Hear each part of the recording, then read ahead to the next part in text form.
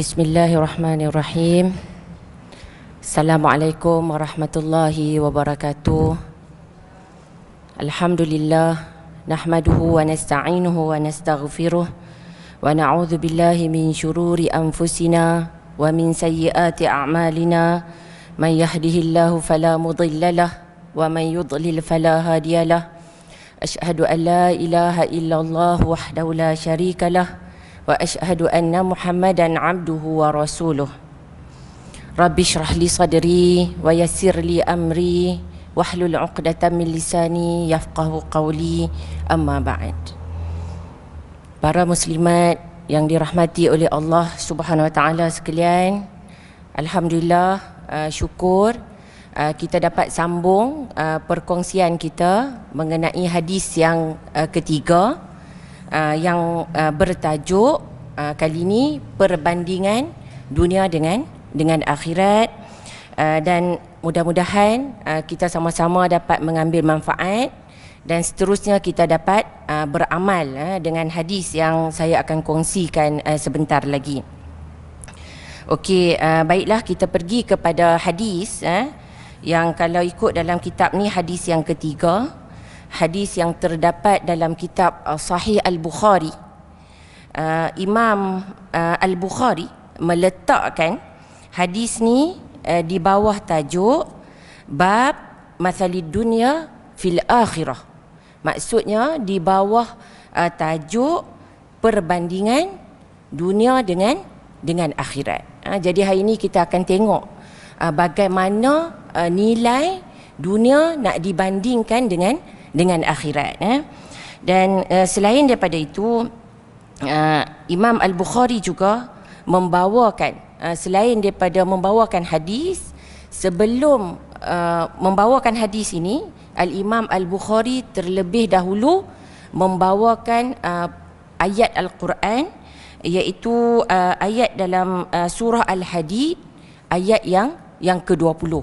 Jadi ayat Al-Quran ini berkaitan, orang kata maknanya tidak lari daripada hadis yang saya akan kongsikan nanti. Jadi kita pergi kepada ayat Al-Quran yang dibawakan oleh Al-Imam Al-Bukhari. Ayat yang berbunyi, A'udzubillahi minasyaitonirrajim. I'lamu annamal hayatud dunya la'ibun wa lahwun wa zinatun wa tafakhurun bainakum wa takathurun fil amwal wal aulad kamathali ghaithin a'jabal kuffara nabatuhu thumma yahiju fatarahu musfarran thumma yakunu hutama wa fil akhirati adzabun syadid wa maghfiratun minallahi wa ridwan wa mal hayatud dunya illa mata'ul ghurur. Jadi ayat ini panjang dan ayat ini bermaksud ketahuilah bahawa kehidupan di dunia itu tidak lain hanyalah permainan dan sesuatu yang melalaikan, dan juga merupakan perhiasan dan bermegah-megah di antara kamu, serta berbangga-bangga tentang banyaknya harta dan juga banyaknya anak, seperti hujan yang tanaman-tanamannya mengagumkan para penanamnya, kemudian tanaman itu menjadi kering dan kamu lihat warnanya kuning, kemudian menjadi hancur. Dan di akhirat nanti ada azab yang keras dan ampunan dari Allah Subhanahu Wa Taala serta keredaannya. Dan kehidupan di dunia ini tidak lain hanyalah kesenangan yang menipu. Jadi kita pergi kepada ayat Al-Quran ini, kita cuba tengok satu persatu. Yang pertama, ayat ini kalau kita tengok bermula dengan lafaz i'lamu. I'lamu ni maksudnya ketahuilah. Jadi ayat ni Allah Subhanahu Wa Taala berfirman, kita kena tahu. Kebiasaannya dalam ayat Al-Quran, Allah Subhanahu Wa Taala akan terus menyebut sesuatu perkara, tetapi di awal ayat ini ada penegasan yang Allah sebut kena kena ambil tahu, kena ketahui yang menunjukkan bahawa perkara ini adalah sangat penting, ya. Jadi kita tengok kat sini disebut bahawa ketahuilah bahawa kehidupan kita di dunia ni adalah permainan. Kan disebut kat sini la'ibun. La'ibun dalam bahasa Arab, dalam bahasa Melayunya kita faham macam permainan. Hidup kita di dunia ni tidak lain hanyalah permainan. Kalau kita sebut permainan, selalunya kita sebut siapa yang nak main dengan mainan ni? Selalu budak-budak, kan, kanak-kanak, kan. Kalau orang tua ni selalunya kita kata nak main lagi ke, macam buang tebiat dan sebagainya, kan. Tapi nak sebut permainan ni memang dikaitkan dengan ini adalah dunia kanak-kanak. Kalau kecil tu memang itu adalah orang kata apa, nature yang biasa, dunia kanak-kanak. Jadi nak sebut kat sini, kanak-kanak mereka tidak memikirkan melainkan nak main apa, kan. Selalunya kita sebagai ibu bapa pun kalau kecil-kecil kita pun akan belikan mainan, tak kiralah kepada anak kita ke, anak saudara kita ke. Dan ada orang yang dia ada satu bilik khas mainan saja, macam-macam jenis mainan. Kadang-kadang anak dia tak payah pergi ke taman permainan pun dah ada semua alatan untuk permainan. Jadi kat sini bila jadi kanak-kanak tak perlu memikirkan tentang tugasan. Tak payah nak fikir macam kita nak kena masak, nak kena pergi kerja dan sebagainya. Jadi walaupun mainan tu kanak-kanak suka, tapi kita berikan satu mainan, akhirnya mainan tu akan ditinggalkan juga.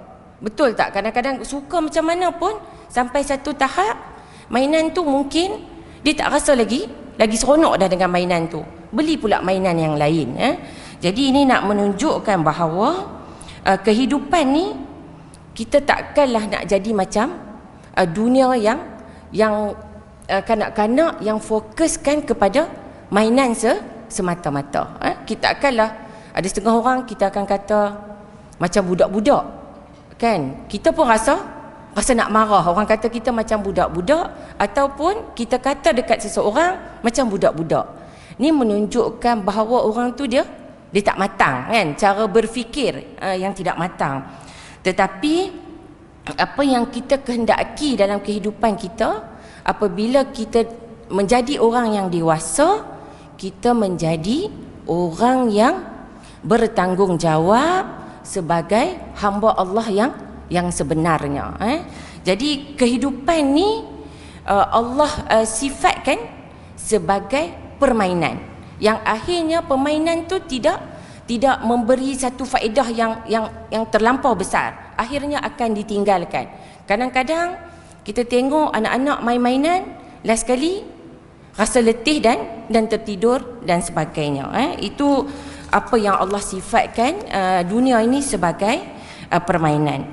Kemudian kalau kita tengok kepada ayat yang berikutnya, dunia ini juga disifatkan sebagai lahwun.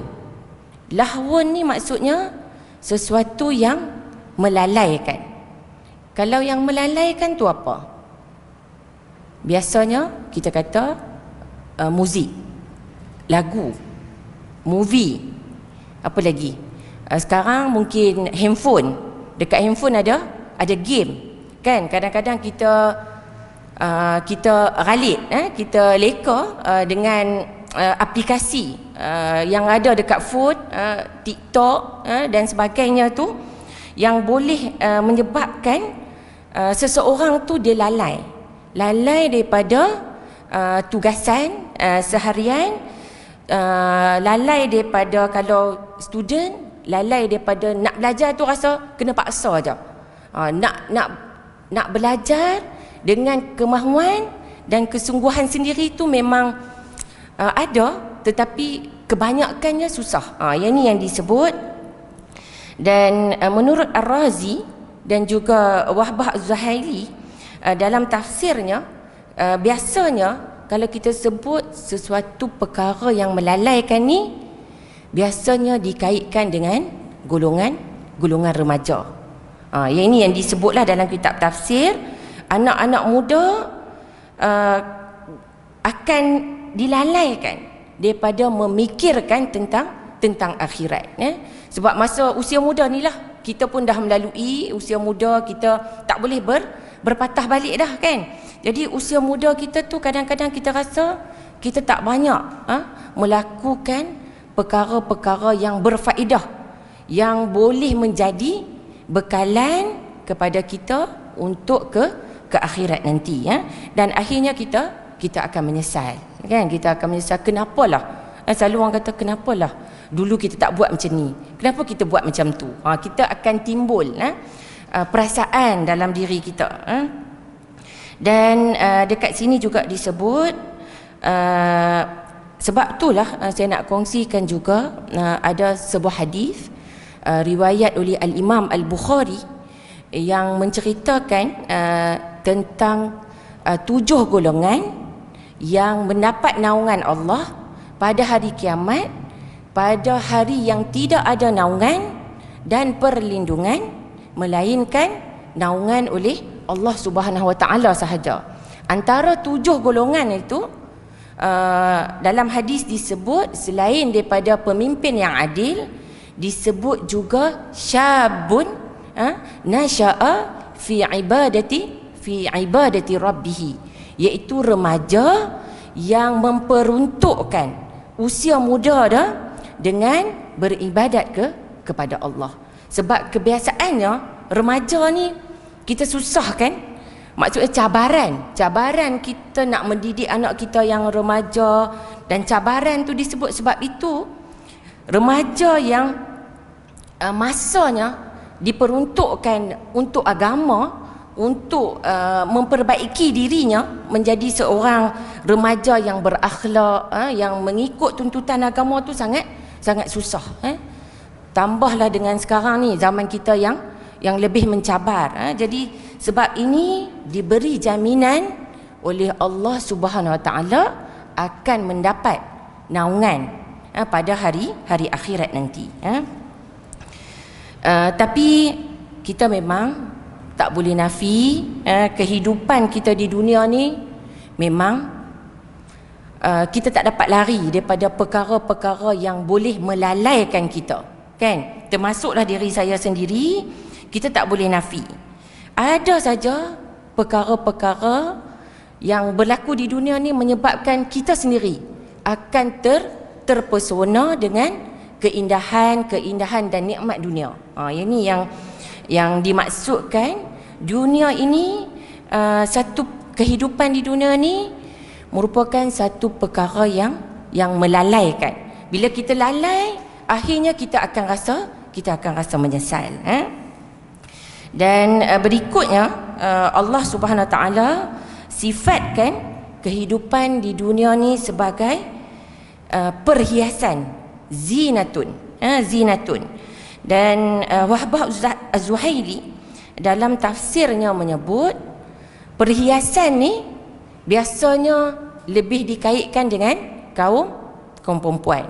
Saya kata ni saya pun takut juga kan, sebab orang perempuan dia punya kecenderungan ialah untuk nak menghiaskan diri. Yang itu. Jadi kita nak, sebab perhiasan ni asalnya ialah digunakan untuk nak menutup kekurangan yang ada supaya kita nampak elok, kita nampak cantik. Sebenarnya kita taklah secantik sebagaimana tanpa perhiasan. Ini yang nak dimaksudkan ya. Jadi kita akan bukan hanya perhiasan ni, perhiasan penampilan diri, tetapi juga perhiasan yang berkaitan dengan rumah. Nak hias rumah, nak curtain macam ni, trend macam ni, nak ada ombak, nak ada kening yang macam ni, nak raya, kita nak sofa yang macam ni, sofa ni dah pattern lama dan sebagainya. Ini perhiasan-perhiasan Dan bukan hanya itu, hatta kepada perhiasan yang berbentuk perkakas rumah, pinggan mangkuk kan. Kita nak guna pinggan mangkuk yang berjenama Corel ke, Port Marion ke dan sebagainya. Maksudnya bukan hanya perhiasan yang pelbagai, rumah, kereta dan sebagainya. Jadi lebih kepada nak menjaga imej itu sendiri. Jadi sebenarnya kehidupan di dunia ini maksudnya adalah berbentuk perhiasan semata-mata. Tapi nanti kita akan faham keseluruhan ayat ini, kita akan tengok satu persatu. Yang berikutnya ialah tafakhurun bainakum. Maksudnya kehidupan di dunia ni manusia dia akan tafakhur, akan saling bangga, rasa bangga. Bangga dengan apa? Bangga dengan apa yang kita ada. Apa yang kita ada? Kita ada rumah. Rumah kita besar mana? Rumah kita berapa biji? Rumah kita besar mana? Berapa square feet? Dan sebagainya. Dan kita berbangga dengan harta. Harta kita banyak mana? Dan berbangga dengan pelbagai perkara. Dengan kelayakan. Contoh belajar di universiti. Universiti mana? Contoh macam dah ada ijazah. Ijazah daripada universiti mana? Dah buat masters ke? Dah buat PhD ke? Dan sebagainya. Ini saya kata untuk saya lah juga ya. Dan kebiasaannya, kalau orang Arab, adat mereka ialah berbangga dengan keturunan. Ini yang disebut manusia dia akan berbangga dengan apa sahaja yang dia miliki. Dan kenapa nak berbangga? Sebab kita nak orang nampak. Kita nak tunjuk kepada orang, dan supaya kita nak banding. Kita ada banyak ni je, orang ada lebih. Kenapa kita pun tak dapat lebih macam tu? Dan sebab bila kita berbangga ni, kehidupan kita di dunia ni, kita hanya nak mencapai yang itu sahaja. Kita target. Sebab kalau kita melihat daripada kehebatan dunia, kita akan melihat orang ni hebatnya. Rumah dia besar, ada 8 bilik, ada 10 bilik. Kereta dia banyak. Kereta dia harga 400,000, 200,000 dan sebagainya. Yang inilah yang nak dicapai. Dan perasaan nak bangga ini menyebabkan seseorang tu dia tidak membuat persediaan untuk ke akhirat. Itu yang dimaksudkan dalam konteks ayat ini. Dan kalau sekarang mungkin sebab media sosial kan, kadang-kadang yang jadi trend sekarang orang melancong. Orang melancong luar negara, tempat salji dan sebagainya. Kita melancong dalam negara dan sebagainya. Itu orang kata apa? Saling rasa nak tunjuk. Susahnya kita nak jaga hati kita. Kadang-kadang kita rasa tak apalah, kita kongsi dekat Facebook. Ini kenangan kita je. Nanti Facebook akan naikkan balik memori tu. Kita kata ni untuk diri kita sahaja. Tetapi sebenarnya untuk kita nak lawan rasa tak nak riak, kita nak tunjuk tu supaya ikhlas. Susahnya kita nak melawan. Macam mana kita nak tunjuk gambar kita, pergi melancong satu tempat, naik kapal terbang dan sebagainya dengan rasa ikhlas. Senang kita cakap, tapi sangat susah untuk kita hadirkan perasaan ikhlas.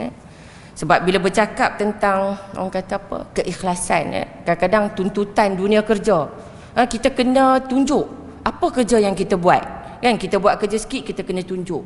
Tapi akhirnya kita tersasar. Daripada kita nak tunjuk, mungkin kerja kita kena jadi visible. Orang lihat kerja kita supaya kita menjadi macam pensyarah universiti contohnya. Bila dia share kerja dia dekat Facebook dan sebagainya, akan ada pelajar datang dan sebagainya. Di sebalik daripada tu, sebenarnya orang kata apa, nak ikhlas itu sangat susah. Orang akan kata hebatnya. Dan sebagainya. Jadi kita pun sedikit sebanyak akan terbawa dengan perkara tersebut, dan mudah-mudahan Allah Subhanahu Wa Taala bantu kita supaya apa yang kita lakukan ini adalah ikhlas kerana Allah Subhanahu Wa Taala semata-mata. Okey. Kemudian kalau kita lihat berikutnya, para muslimat sekalian yang dirahmati oleh Allah, kita pergi kepada wa takathurun fil amwali wal aulad. Maksudnya saling berbangga-bangga tentang banyaknya harta dan banyaknya keturunan, anak pinak dan zuriat. Jadi kat sini apa yang kehidupan di dunia tu hanya difokuskan untuk kumpul harta. Kalau ada rasa rumah sebuah rasa tak cukup, nak dua, rumah kecil, kita rasa nak besarkan lagi dan sebagainya. Tetapi maksudnya kehidupan tu hanya fikir, macam saya selalu sebutlah, duit kat bank dah banyak mana, kan? Tanah ada berapa ekar, tanah mana yang dah jual, tanah mana yang boleh lagi kita nak jual, nak dapatkan keuntungan, banyak mana. Jadi bukan hanya harta, dan harta ni maksudnya harta yang menimbun banyak, tak cukup, rasa tak cukup dengan harta yang sedikit, tapi nak kumpul lagi, nak lagi dan sebagainya. Begitu juga dengan zuriat, dengan anak yang ramai, dan yang ini pun yang memang kita lalui. Kalau kita jumpa orang, kawan kita dah lama kan, kita tak jumpa, kita akan tanya, anak dah berapa orang.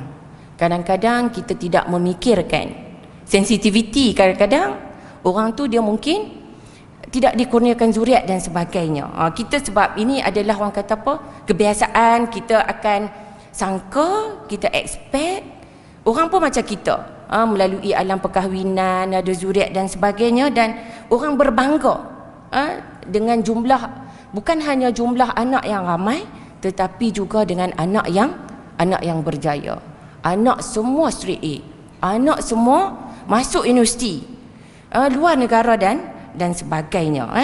Jadi tapi yang inilah kehidupan kita sebagai ibu contohnya, memang kita fikir tentang anak-anak, walaupun sebenarnya anak-anak tu dah berkahwin, dah ada kehidupannya sendiri, tetapi sebagai ibu memang kita masalah anak tu seolah-olah macam masalah kita, kan?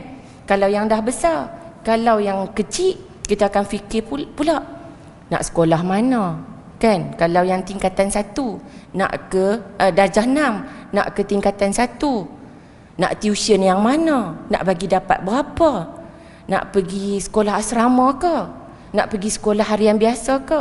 Jadi ini adalah, Allah kata ini adalah kehidupan di dunia yang manusia itu dia akan bermegah-megah, dia akan berlumba-lumba daripada sudut dua aspek ini, nak mengumpulkan harta dan juga berbangga dengan jumlah zuriat yang banyak. Jadi sibuk dengan perkara ini menyebabkan seseorang itu dia akan, orang kata apa, meminggirkan perkara-perkara yang berkaitan dengan akhirat. Dan sebab itulah dalam surah Ali Imran ayat yang ke-14, ayat yang berbunyi, Zuyyina lin-nasi hubbus syahawati minan nisa wal banin wal qanatiril muqantarah minadh dhahabi wal fiddati wal khailil musawwamah wal an'ami wal harth dzalika mata'ul hayatid dunya wallahu 'indahu husnul ma'ab. Jadi ayat ini Ibn Katsir ketika menafsirkan ayat Al-Quran tadi yang Al-Imam Al-Bukhari bawa, surah Al-Hadid ayat 20, Ibn Katsir membawakan ayat ini, iaitu ayat yang bermaksud dihiaskan, dijadikan indah kepada manusia rasa suka, rasa cinta kepada perkara-perkara yang diinginkan oleh nafsu. Apa yang nafsu inginkan ialah kepada wanita wanita-wanita, anak pinak, harta yang banyak yang bertimbun-timbun daripada emas dan juga perak, kuda peliharaan yang terpilih, binatang ternakan, kebun-kebun tanaman. Semuanya itu adalah kesenangan hidup di dunia, dan pada sisi Allah ada tempat kembali yang sebaik-baiknya, iaitu syurga.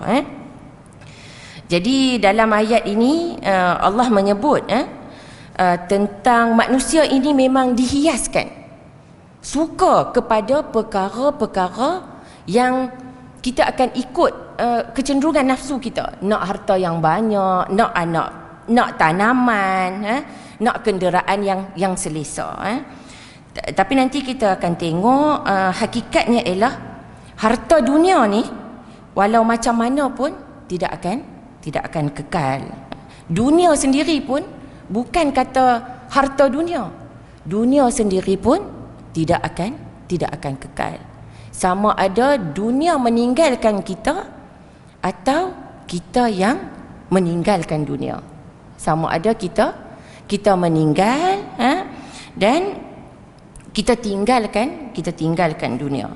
Sebab itu Hamka ada menyebut ketika menafsirkan ayat ini, Hamka memberi pesanan, janganlah terlalu dibangga-banggakan dengan harta dunia.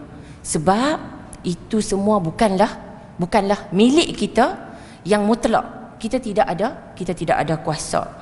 Dalam tafsiran tersebut dibawa berapa banyak tanah ataupun kebun, sawah yang kita miliki, ada berhektar-hektar, ada jumlahnya luas, ada beberapa relung, banyak relung dan sebagainya, boleh musnah tanaman tersebut dalam sekelip mata dengan sebab angin, dengan sebab hujan dan sebagainya. Dan beliau juga membawakan contoh, ada kedai, ada toko, ada perusahaan boleh menjadi terbakar dalam sekelip mata yang kita miliki. Begitu juga dengan usia kita. Disebut bahawa kita mungkin boleh jadi jumpa orang, kemarin dia sihat, semalam dia bersembang lagi dengan kita, dan pagi ini kita mendapat perkhabaran beliau sudah pun menghembuskan nafasnya yang terakhir. Ini nak menunjukkan bahawa tidak ada guna kita nak bermegah-megah, kita nak berbangga-bangga. Semuanya boleh diambil oleh Allah dengan sekelip mata. Dan begitu juga bagaimana Allah sifatkan kehidupan di dunia ni sebagai permainan, sebagai sesuatu yang melalaikan, sebagai perhiasan, sebagai kita saling bangga-membangga, daripada sudut bermegah dengan harta ataupun anak-anak. Sebenarnya kehidupan di dunia ni seperti air hujan. Disebut kat sini kamathali ghaithin. Ghaithin ni kadang-kadang kita guna air ni disebut ma'un, air kan. Tapi ghaithin ni digunakan dalam konteks hujan yang boleh menyuburkan tanaman. Jadi kehidupan di dunia ni seperti hujan yang boleh menyuburkan tanaman, dan penanam, petani akan rasa kagum. Hujan, kita bila hujan ni boleh menyuburkan kebun-kebun. Dan digunakan perkataan kat sini al-kuffar. Kita biasa faham al-kuffar tu orang kafir. Tetapi daripada sudut bahasanya, kufar ini dalam konteks ayat merujuk kepada petani. Sebab apa? Petani akan tanam biji benih di bawah tanah dan tutup. Jadi maksudnya menutup biji benih itu, yang itu dinamakan sebagai kufar kat sini merujuk kepada petani. Begitu juga dengan orang kafir, tutup juga tapi menutup iman yang ada. Itu dimaksudkan dengan orang kafir. Dan hujan yang turun tu dia akan menyuburkan tanaman. Tapi kalaulah kita tengok tanaman macam mana subur sekalipun, akhirnya akan musnah juga. dia akan ada putarannya. Tanam, kemudian dia hijau, dan akhirnya dia akan jadi kering, dan akhirnya akan jadi berwarna kuning, dan akhirnya akan musnah. Begitu juga dengan kehidupan kita di dunia. Kehidupan kita akan berakhir. Dan ada juga ulama kata ayat ini menunjukkan bahawa inilah putaran kehidupan kita di dunia. Asalnya kita kecil, kita baby, kita jadi remaja, kita jadi dewasa, dan kemudian usia kita makin bertambah. Makin bertambahnya usia kita semakin hilang kudrat kita semakin lemah, dan akhirnya kita dapat lihat berapa ramai dalam kalangan warga emas, ibu-ibu kita yang kata apa, tak mampu lagi nak buat kerja rumah yang macam ketika di usia muda. Kalau mak-mak kita dapat buat, orang kata apa, dapat settle, dapat uruskan diri sendiri, itu pun kita dah rasa sangat bersyukur. Ini adalah putaran kehidupan, sebagaimana juga Allah sifatkan kehidupan kita di dunia. Dan disebut di sini bagi orang yang menjadikan kehidupan di dunia ni sebagai sesuatu yang macam permainan, tak dapat apa, dapat letih sahaja, sebagai satu benda yang melalaikan, sebagai sesuatu benda yang berbentuk perhiasan dan sebagainya. Dan ingatlah di akhirat nanti azab Allah adalah sangat berat akan diberikan. Macam dulu saya dah kongsi bagaimana keadaan siksaan yang Allah berikan kepada orang kafir dan sebagainya, dan orang yang dalam konteks ini orang yang mengikut hawa nafsunya, dan juga orang yang mendapat azab di akhirat nanti ialah orang yang pentingkan dunia semata-mata. Jadi maksud kat sini, dan dalam erti kata lain, tidak bersedia untuk akhirat dengan iman dan juga amalan. Jadi orang inilah orang yang akan diazab. Dan disebut juga, selepas menyebut tentang azab, Allah Subhanahu Wa Taala menyebut tentang keampunan, wa maghfiratun, dan keampunan daripada Allah Subhanahu Wa Taala dan juga keredaannya. Jadi Allah akan memberi keampunan kepada siapa? Kepada orang yang taat kepada Allah dan juga Rasul, dan orang yang hidup di dunia ni dia tidak lalai. Dia tidak lalai, dia tidak leka, dan dia menjadikan macam contohnya dia ada harta, kehidupan di dunia dia ada harta, dan dia infakkan. Jadi harta tu dengan dia infak tu, ganjaran tu akan berkekalan sehingga ke hari akhirat nanti. Dan di penghujung ayat itu disebut, dan kehidupan di dunia ini tidak lain hanyalah kesenangan yang menipu. Apa maksud kesenangan yang menipu? Ibn Kathir menjelaskan, maksudnya kesenangan yang kita dapat ni adalah kesenangan sementara yang boleh menipu sesiapa sahaja yang cenderung kepada dunia semata-mata sebagai matlamat hidup dia. Dia tertipu, dia rasa kagum, dia ingat harta dia dapat menyelamatkan dia. Jadi seolah-olah macam dia lupa, dia duk bilang harta dia bangga dengan apa yang dia miliki, seolah-olah tidak ada alam lain yang dia akan berhadapan nanti, iaitu ada alam yang lebih kekal, iaitu alam akhirat. Jadi ayat Al-Quran ini Allah Subhanahu Wa Taala mengingatkan tentang kehidupan di dunia. Tetapi apa yang kita faham, bukanlah maksud kehidupan kita di dunia ni merupakan satu perkara yang tercela kita tak boleh ada harta, kita tak boleh ada anak. Itu konsep yang salah. Tetapi apa Ar-Razi sebut, apa kesenangan yang kita dapat, kita gunakan sebaiknya mengikut apa yang Allah perintah, kita tinggalkan sebagaimana yang Allah larang. Jadi hidup ini kita tidak gunakan untuk mengikut hawa nafsu. Sebab nikmat ni kalau kita tidak berhati-hati, kita akan terpedaya. Dan Sayyid Qutb dalam Fi Zilalil Quran ada menyebut, ayat Al-Quran ini bukanlah maksud kita nak pinggirkan, nak tinggalkan dunia. Kita akan cakap kita tak nak lah, sebab kehidupan di dunia ni kehidupan yang menipu, yang melalaikan dan sebagainya. Tetapi ayat ini sebenarnya nak memberi peringatan kepada kita bahawa kita kena memperbetulkan perasaan kita terhadap nikmat-nikmat yang Allah berikan kepada kita, supaya kita tidak terus terpesona dengan nikmat di dunia dan akhirnya kita hanyut dan kita tidak manfaatkan apa yang kita ada mengikut apa yang disyariatkan oleh Allah dan juga Rasulnya.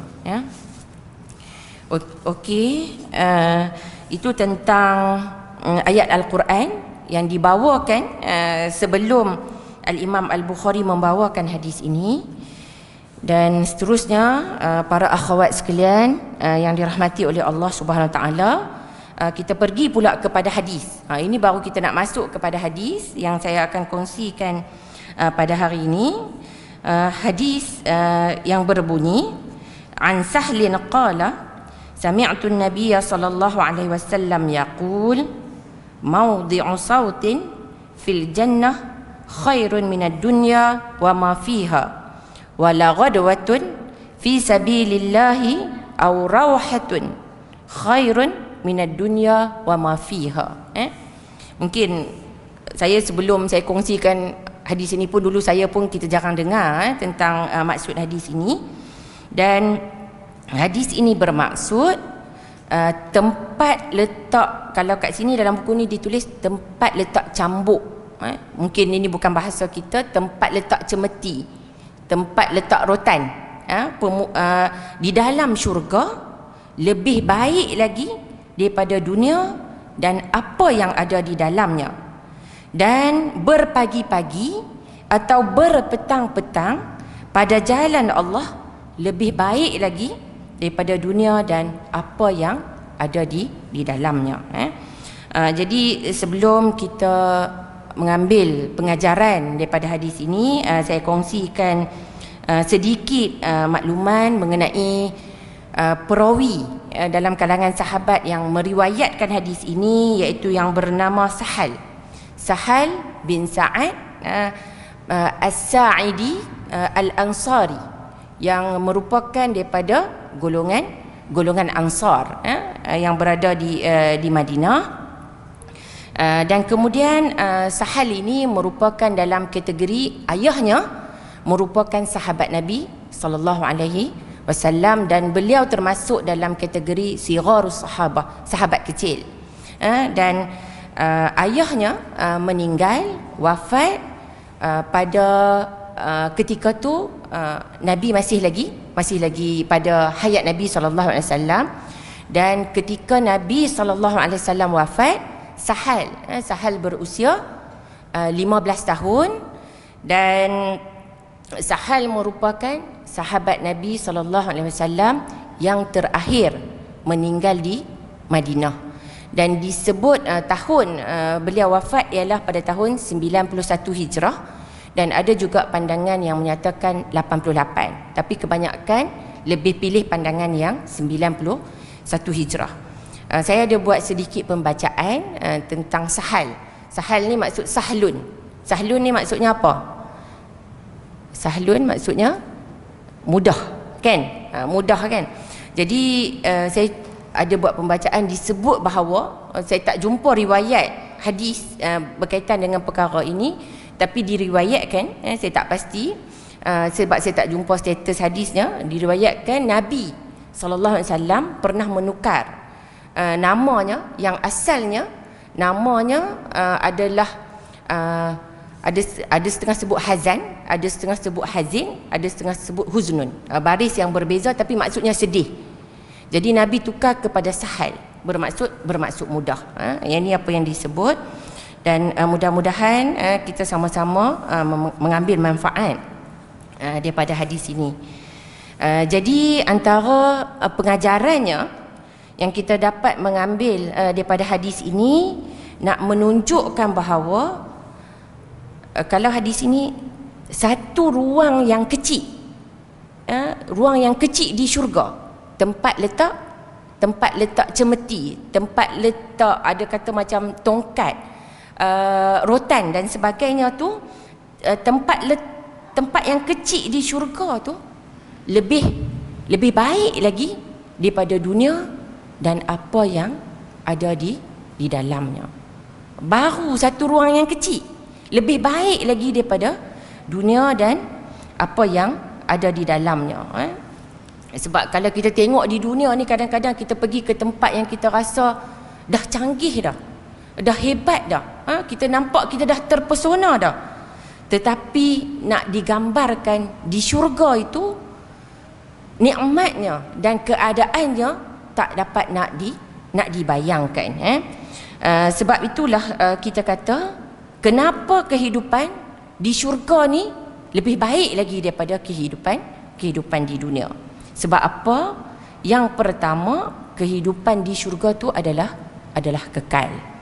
Kehidupan di dunia ni, panjang mana pun umur kita, ada orang dia sampai 100 tahun, 90 tahun dan sebagainya, dia akan ajal kita akan berakhir. Dan nak disebut selain daripada kehidupan di syurga yang kekal itu, di syurga ada pelbagai nikmat yang Allah beri jaminan kepada hamba-hambanya yang saleh dan juga kepada hamba-hambanya yang bertakwa. Ini kita dapat lihat dalam surah Al-Insan ayat 20, ayat yang berbunyi wa idza ra'aita thamma ra'aita na'iman wa mulkan kabira. Ayat yang bermaksud, dan apabila kamu melihat syurga, kamu akan melihat pelbagai nikmat dan juga kerajaan yang besar. Jadi kalau kita nak sebut tentang nikmat di syurga, kan, Sulaiman Sulaiman Al-Ashqar ada menyebut nikmat di syurga ni tidak ada bandingan, tak terbanding, tak terbanding dengan semua nikmat-nikmat yang ada di dunia ni. Walaupun kita lihat, kita rasa dah, kita kagum dah, macam mana kita naik flight, berada di atas, orang kata apa, angkasa dan sebagainya, macam mana flight itu daripada satu tempat ke satu tempat tak bertembung dan sebagainya. Perkara tu pun kadang-kadang kita dah rasa kagum. Kereta api laju dan sebagainya, bangunan pencakar langit, berapa saat saja naik boleh sampai ke bangunan yang paling tinggi, dan nikmat ini tidak terbanding. Dan sebab itulah disebut dalam sebuah hadis riwayat oleh Abu Hurairah oleh Al-Imam Al-Bukhari, ayat hadis yang berbentuk hadis qudsi. Hadis yang berbunyi, qala Allah tabaraka wa ta'ala a'dadtu li'ibadi as-salihin ma la 'ainun ra'at wa la uzunun sami'at wa la khatara ala qalbin bashar. Hadis yang bermaksud, Allah Subhanahu wa taala berfirman, aku menyediakan, memberi jaminan kepada hamba-Ku yang saleh, keindahan yang tidak sesuatu yang tidak pernah dilihat oleh mata, dan sesuatu yang tidak pernah didengar oleh telinga, yang sesuatu perkara yang tidak pernah terlintas oleh hati manusia, dan juga tidak terjangkau, terbayang oleh akal kita manusia. Jadi kita tak dapat nak bayangkan macam mana Tetapi dalam Al-Quran, dalam hadis ada menceritakan tentang syurga. Dan kalau kita sebut tentang syurga, tadi hadis ini sebut satu ruang kecil di syurga lebih baik lagi daripada dunia dan keseluruhan isinya. Dan ada ayat Al-Quran yang menunjukkan bahawa syurga ni adalah sangat luas. Luasnya adalah seluas langit dan juga bumi. Ini dalam surah Al-Hadid ayat 21, ayat yang berbunyi sabiqu ila maghfiratin min rabbikum wa jannatin arduha ka'ardis samai wal ardi uiddat lilladzina amanu billahi wa rusulihi. Jadi ayat ini berkata, berlumba-lumbalah untuk memohon keampunan daripada Allah Subhanahu Wa Taala. Kena berlumba-lumba, bersegeralah, dan juga bersegeralah, berlumba-lumbalah untuk masuk ke, mohon kepada Allah untuk masuk ke dalam syurga yang luasnya adalah seluas langit dan juga bumi, yang disediakan kepada hamba-hamba yang beriman kepada Allah dan juga Rasul. Dan ada hadis juga yang menceritakan tentang syurga, hadis riwayat oleh Al-Imam Al-Bukhari, yang menceritakan syurga itu ada 100 tingkatan, dan jarak antara satu tingkatan tu mengambil masa 100 tahun. Dan Ibn Hajar ketika mensyarahkan hadis ini menyatakan ada dua maksud hadis ni, dan bukanlah menunjukkan 100 tingkatan tu luas keseluruhan syurga, bukan. Tetapi maksudnya ada dua maksud. Sama ada maksud secara yang kita faham tadi ada 100 tingkatan, dan juga maksud secara maknawi yang maksudnya nak menunjukkan tingginya kedudukan seorang hamba tu di sisi Allah pada hari akhirat, dengan tingginya kedudukannya. Dan kemudian bila kita sebut tentang syurga, kan kalau kita baca ayat-ayat Al-Quran, kalau sebut tentang syurga biasanya disebut tentang sungai-sungai. Yang ni yang kita selalu kita baca. Kita cuba, kalau kita tengok kehidupan kita kat dunia ni, kita tengok sungai. Tapi ada sungai yang memang kita tak nafi, memang cantik, nampak air tenang, bersih, tidak lagi tercemar. Ada juga sungai yang memang airnya dah kotor, dah tercemar, mengeluarkan bau yang busuk dan sebagainya. Ada lebih kurang 38 ayat Al-Quran kalau menyebut syurga dan dikaitkan dengan sungai-sungai. Dan sungai-sungai di syurga ni tidak berubah bau dan juga warnanya.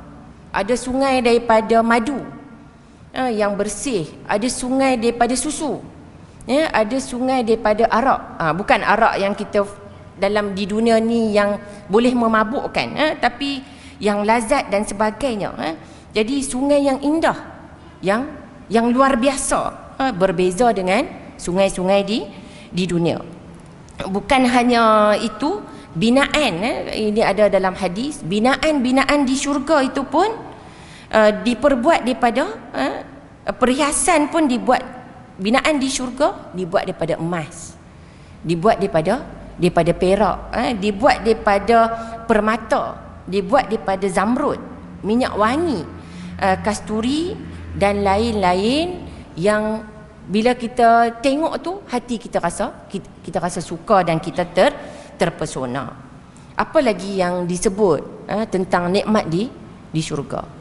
Kalau kita sekarang, tadi saya sebut kita muda, kita kecil, kita remaja, kita muda dan kita tua. Dan kalau yang dah kita 40-an, kita mulalah concern, kita mulalah fikir ada jeragat, kan, ada kedutan-kedutan, kita pakailah krim dan sebagainya nak hilangkan jeragat, ada yang pergi laser treatment dan sebagainya. Tetapi di syurga nanti semua orang akan, yang dimasukkan dalam syurga akan muda selama-lamanya, dan tidak ada sakit, tidak ada lagi kematian. Dan bukan hanya itu, ada juga bidadari. Yang ni yang disebut bidadari, dan juga akan rasa bahagia. Kalau kita rasa, sebab saya banyak juga jumpa dengan beberapa orang yang kata sedih dengan apa yang berlaku dalam kehidupannya, diuji dengan pelbagai perkara, kita kata. Dan di syurga nanti tidak akan lagi ada rasa sedih, dan tidak akan lagi ada rasa sengsara dan juga derita. Dan semua ni disebut dalam Al-Quran, disebut dalam hadis. Kita tak dapat nak bayangkan macam mana hebatnya dan indahnya syurga yang Allah ciptakan. Jadi cukuplah bagi kita untuk kita yakin dan kita percaya bahawa benarnya janji Allah, adanya syurga dan adanya neraka. Dan sebab itu untuk masuk ke dalam syurga, selain daripada amalan dan juga rahmat daripada Allah Subhanahu Wa Taala, kita dianjurkan untuk memperbanyakkan doa masuk ke dalam syurga. Antaranya ialah yang paling ringkas, kalau tak boleh hafal doa dalam bahasa Arab, sebut dalam bahasa Melayu.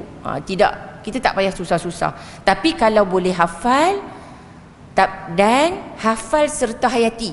Kalau hafal saja tapi tak faham makna pun tidak akan memberi kesan. Okey. Jadi antara doa yang disebut dalam hadis, antaranya hadis riwayat Ibnu Majah, hadis statusnya sahih. Allahumma inni as'alukal jannah wa a'udzubika minan nar. Allahumma inni as'alukal jannah wa a'udzubika minan nar. Ya Allah, ya Tuhanku, aku memohon kepadamu untuk dimasukkan ke dalam syurga, dan aku memohon perlindungan untuk terlindung daripada dimasukkan ke dalam neraka. Itu antara doa yang ringkas.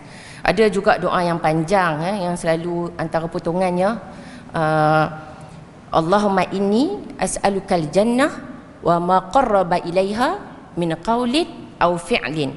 Ya Allah, ya Tuhanku, aku mohon syurga dan juga apa-apa yang dapat mendekatkan aku kepada syurga daripada segi apa yang aku buat dan apa yang aku cakap. Dan wa a'udzubika minan nar wa ma qarraba ilaiha min qaulin aw fi'lin. Dan aku berlindung, mohon perlindungan daripada dimasukkan ke dalam neraka dan apa yang dapat mendekatkan kepada neraka daripada segi apa yang kita cakap, daripada segi apa yang kita buat. Kita kena berdoa.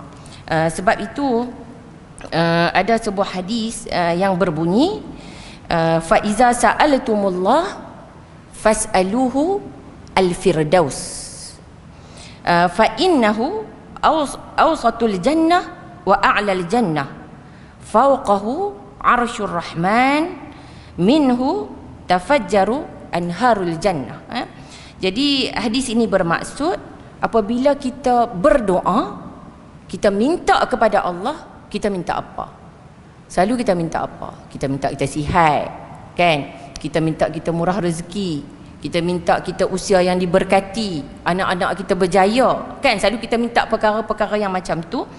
Tetapi dalam hadis ini menyebut apabila kita memohon doa kepada Allah, mintalah al-firdaus, iaitu syurga yang paling tinggi. Jadi minta kepada Allah syurga yang paling tinggi, kita minta. Saya nak kongsi juga, ini ada hadis yang saya jumpa, hadis daripada Anas bin Malik dalam Jami' At-Tirmizi, hadis yang sahih, hadis yang berbunyi, yang ni sebab saya pun rasa terkesan dengan hadis ini. Hadis yang berbunyi, man sa'alallaha al-jannah thalatha marratin qalatil jannatu Allahumma adkhilhul jannah, wa man istajara minan nar thalatha marratin qalatin naru Allahumma ajirhu minan nar. Jadi hadis ini bermaksud sesiapa yang minta berdoa kepada Allah minta syurga 3 kali. Siapa yang berdoa minta syurga, minta 3 kali, syurga akan bercakap. Syurga akan berkata, ya Allah, masukkanlah dia ke dalam syurga. Dan sesiapa yang minta perlindungan daripada neraka 3 kali, neraka akan berkata, ya Allah, selamatkanlah dia daripada neraka. Dan selain daripada itu ada juga hadis yang tu disebut 3 kali. Berapa kali dalam sehari kita minta Allah masukkan kita ke dalam syurga? Dalam hadis ni disebut 3 kali. Dan dalam hadis yang lain oleh Abu Ya'la dan juga Al-Baihaqi disebut hadis yang bermaksud tidaklah seorang hamba meminta perlindungan dari neraka, yang disebut neraka dulu, sebanyak 7 kali dalam satu hari, kecuali neraka akan berkata, wahai Rabbku, sesungguhnya hamba-Mu si fulan benar-benar telah meminta perlindungan kepadamu dariku, kerananya berilah ia perlindungan daripada dimasukkan ke dalam api neraka. Dan tidaklah seorang hamba memohon syurga kepada Allah sebanyak 7 kali dalam satu hari, kecuali syurga akan berdoa, wahai Rabbku, sesungguhnya hamba-Mu si fulan telah memintaku untuk dimasukkan ke dalam syurga, maka masukkanlah dia ke dalam syurga. Hadis yang sahih. Jadi kat sinilah kita sama-sama dah selain daripada kita melakukan amalan-amalan yang boleh membawa kita ke syurga, kita berusaha juga dengan memperbanyakkan doa. Kita minta kita di akhirat nanti termasuk dalam kategori yang dimasukkan ke dalam syurga. Kenapa? Sebab kejayaan sebenar seseorang orang yang beriman ialah apabila dia dijauhkan daripada neraka dan dimasukkan ke dalam syurga. Ini sebagaimana dalam ayat Al-Quran yang disebut faman zuhziha 'anil nar wa udkhilal jannah faqad faza. Jadi sesiapa yang dijauhkan daripada neraka dan dimasukkan ke dalam syurga, sesungguhnya dia telah berjaya. Ini adalah satu, masuk syurga tu adalah kejayaan yang besar nilainya. Dan begitu juga kejayaan masuk ke dalam syurga ini disebut juga dalam surah At-Taubah, iaitu bagi orang yang beriman, disebut di penghujung ayat huwal fauzul azim. Itu adalah kejayaan yang sangat besar. Okey, itu saya kongsikan tentang perkara-perkara yang berkaitan dengan syurga. Dan berikutnya saya nak kongsi juga, tadi kita dah tengok tentang hakikat syurga, nikmat-nikmatnya, keindahan syurga, doa yang saya dah kongsikan. Sebenarnya ada banyak perkara yang boleh membawa seseorang itu masuk ke dalam syurga.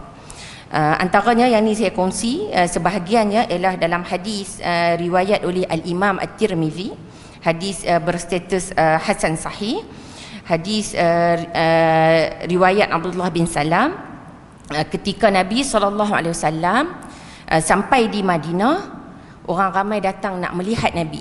Orang nak lihat Nabi, orang kerumun nak tengok Nabi. Bila dah tengok Nabi, orang kata Nabi bukanlah seorang yang pendusta.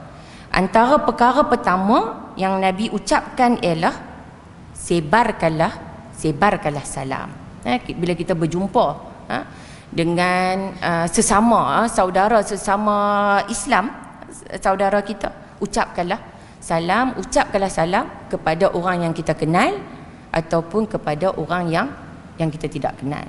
Kadang-kadang kita rasa macam kita rasa berat, kan? Kita rasa orang tu tak kenal kita kata biarlah, kita tak bagi salam. Saya kata ni untuk diri saya jugalah. Kadang-kadang kita tak melazimi perkara tersebut. Kita cuba biasakan. Dan juga selain daripada sebarkanlah salam, sambung silaturahim. Ini pun kadang-kadang disebabkan oleh kita rasa ada perkara yang mencetuskan, orang kata apa, rasa marah kita. Tak kiralah kepada kaum kerabat kita, kepada kawan-kawan kita, dan boleh menyebabkan timbulnya rasa permusuhan sampai tak bercakap bertahun-tahun, bukan berhari-hari tapi bertahun-tahun lamanya. Dan juga solat di waktu malam ketika orang lain sedang tidur.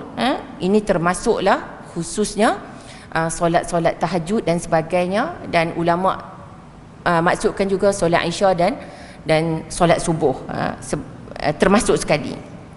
Apa yang disebut sebarkanlah salam, hubungkan silaturahim, solat di waktu malam ketika orang lain sedang tidur, nescaya kalian akan masuk syurga dengan selamat. Ini antara beberapa amalan yang Allah bagi jaminan kalau kita lakukan dengan ikhlas sebagaimana yang Allah kehendaki, ini boleh menjadi perkara-perkara yang membawa kita masuk syurga dengan selamat. Daripada sudut memberi salam tadi, ada sebuah hadis riwayat oleh At-Tabarani dalam Al-Awsat, statusnya Hasan, menyebut orang yang paling bakhil ialah orang yang bakhil dengan salam. Kita tak naklah termasuk dalam kategori orang yang paling bakhil, ialah orang yang rasa berat nak mengucapkan salam. Begitu juga dengan menghubungkan silaturahim dan sebagainya. Daripada sudut hubung silaturahim ni, tak semestinya kebiasaannya kita kata kita akan lakukan ziarah lah kan. Kita kena tunggu hari cuti. Jadi kadang-kadang setiap daripada kita hari cuti ada je aktiviti. Tapi hubung silaturahim boleh jadi sekarang, dalam dunia sekarang, bertanya khabar. Kalau rasa tak mau cakap, mesej, boleh WhatsApp dan sebagainya. Dan juga daripada sudut tingkah laku, kita tengok saudara kita yang susah, kita beri bantuan dan sebagainya. Okey, itu yang berkaitan dengan apa yang disebut tentang syurga. Seterusnya, para akhwat sekalian yang dirahmati oleh Allah Subhanahu Wa Taala, kita pergi pula kepada ungkapan yang berikutnya, iaitu berkaitan kalau ikut kepada hadis ini, wala ghadwatun fi sabilillahi aw rauhatun khairun minad dunya wa ma fiha. Ghadwah ini kalau dalam kitab syarah disebut waktu pagi sampai ke waktu zuhur. Rauhah ini daripada zuhur sampai ke waktu malam. Kalau waktu pagi, maksudnya antara pemahaman yang dapat kita faham daripada hadis, waktu pagi kita dan sampailah ke malam kita, kalau kita habiskan untuk orang kata apa, ke jalan Allah, kita buat, maksudnya kita tidak melakukan perkara-perkara yang bercanggah dengan syarak. Kita buat, kita bekerja, kita pergi bekerja, kita lakukan pekerjaan yang halal, rezeki yang halal. Kemudian bila kita pergi kerja, kita tak tinggalkan solat, kita bantu kawan kita dan sebagainya, kita tak curi tulang dan sebagainya. Itu adalah lebih baik lagi daripada dunia dan juga keseluruhan isi dunia.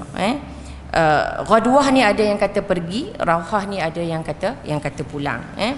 Dan sebenarnya apa yang saya nak kongsikan juga di sini, rumusan yang kita dapat keluarkan di sini, kita bekerja untuk dunia semata-mata, kita menjadikan dunia tu sebagai matlamat. Ini yang tidak bertepatan dengan maksud hadis. Jadi amalan tu sebenarnya kita buat untuk nak mengharapkan redha Allah Subhanahu Wa Taala. Matlamatnya adalah akhirat, bukan dunia semata-mata. Tapi kena dunia bukan tujuan dunia, bukan kita lalai. Jadi kita ada harta, kita infak, kita bantu orang lain, kita buat perkara-perkara yang tidak yang Allah suruh. Kita taat kepada perintah Allah. Dan sebenarnya disebut juga di sini nak dibandingkan, apa yang kita boleh rumuskan ialah nak dibandingkan, tajuknya asal ialah bandingan dunia dengan akhirat. Kalau nak dibandingkan nilai dunia dengan akhirat, dekat sini jelas nilai akhirat tu jauh lebih besar lagi daripada nilai dunia. Sebab tu kena gunakan, saya kata sama-samalah kita manfaatkan ruang dan peluang yang kita ada untuk kita membawa sebanyak-banyak bekalan yang kita mampu lakukan daripada sudut perbuatan baik yang nanti Allah terima di hari akhirat sebagai sesuatu amalan yang boleh memberatkan timbangan kita pada hari akhirat nanti. Dan sebenarnya saya ada juga lagi berkaitan dengan hadis ini, tapi saya sebahagiannya yang berkaitan dengan dunia. Sebab ini bandingan antara akhirat dan juga dunia. Tapi yang tentang dunia ni saya akan kongsikan sebab hadis yang keempat nanti berkaitan dengan dunia. Nanti kita akan fokus pula kepada bagaimana Islam melihat kehidupan kita di dunia ni daripada perspektif Al-Quran dan juga hadis, dan juga bagaimana ulama menafsirkan Al-Quran dan juga hadis yang berkaitan dengan dunia. Saya rasa setakat itu saja perkongsian daripada saya. Mudah-mudahan kita sama-samalah mengambil manfaat, dan kita doa kepada Allah kita termasuk dalam kategori Allah masukkan kita ke dalam syurga. Setakat itu saja. Wallahu a'lam. Aqulu qawli hadza astaghfirullah li wa lakum. Assalamualaikum warahmatullahi wabarakatuh.